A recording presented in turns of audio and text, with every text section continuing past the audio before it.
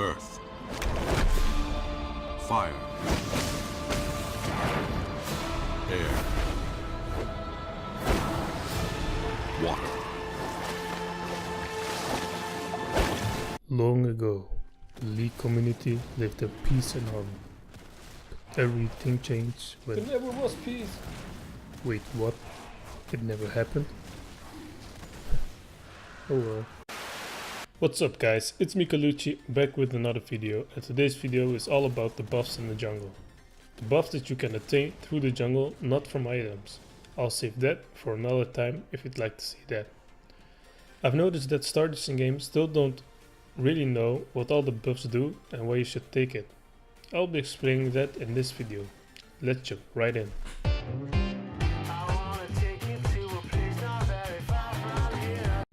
Let's start with the red and blue buff.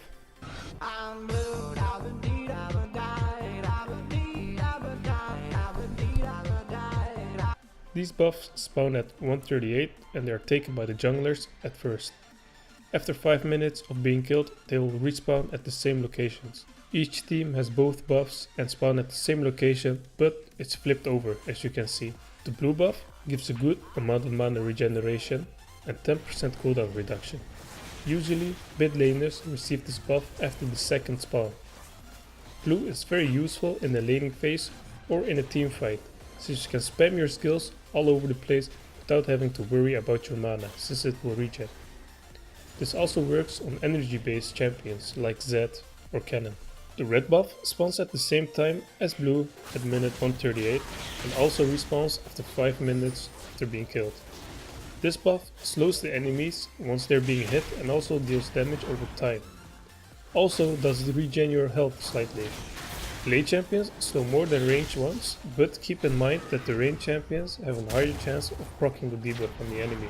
Therefore, after the second or third respawn, depends on the jungler and how good the AD carry is performing, the AD carry will pick this buff up. Moving on to the elemental dragons. For the first 35 minutes of the game, one of 4 element dragons will spawn every 6 minutes. Only 3 elements will appear per match. After 35 minutes, the element dragons will no longer spawn. In their place, the elder dragon will spawn every 10 minutes. There are 4 elemental dragons as you just saw in the beginning of the video. These are fire, water, earth and air. Each dragon gives a unique permanent buff, which I will talk about now. So the most important one will be the fire dragon, also known as infernal dragon. This dragon will be contested 9 out of 10 times by both teams because the buff is too good to give away or not take yourself. Infernal dragon grants 8, 16 or 24% increased attack damage and ability power. This scales so well into late game, it's insane. So I can't stress enough on to take the infernal dragon ASAP. Earth drake grants 10, 20, 30 additional damage as true damage to epic monsters and turrets. This means you'll deal extra damage to towers and on Baron.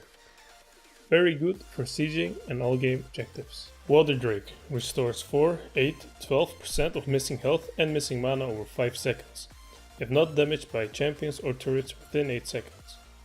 This is very good for sustain, get this early since it won't matter that much late game. This Drake I would place third. Cloud Drake grants plus 25, 50 or 75 bonus movement speed while out of combat. Basically it makes you move faster out of combat, and this one is good for rotating teams a lot or if you want to catch people out. I'd place this one on 4th priority.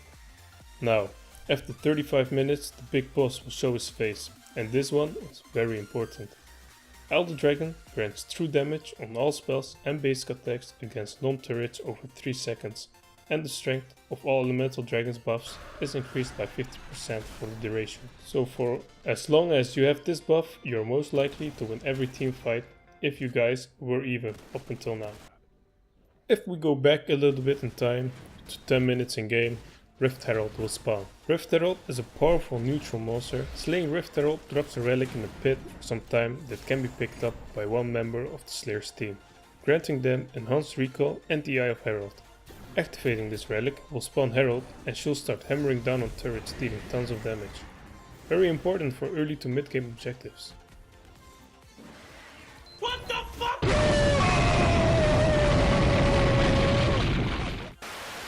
Moving on to the Big Papa, aka Baron Nashor. Baron Nashor is the most powerful neutral monster in game. Killing it grants you a buff and to all living teammates for 210 seconds.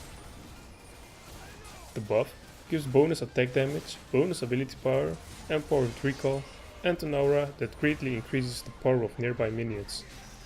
This is by far the most important objective that you can take, because your sieging power becomes insane and you will most likely always get a few towers or even some inhibitors and maybe even the game.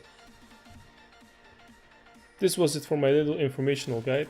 I hope you guys learned something from it. Got any questions or suggestions? Let me know in the comment section below. Don't forget to subscribe for more guides. Have a nice day and until next time.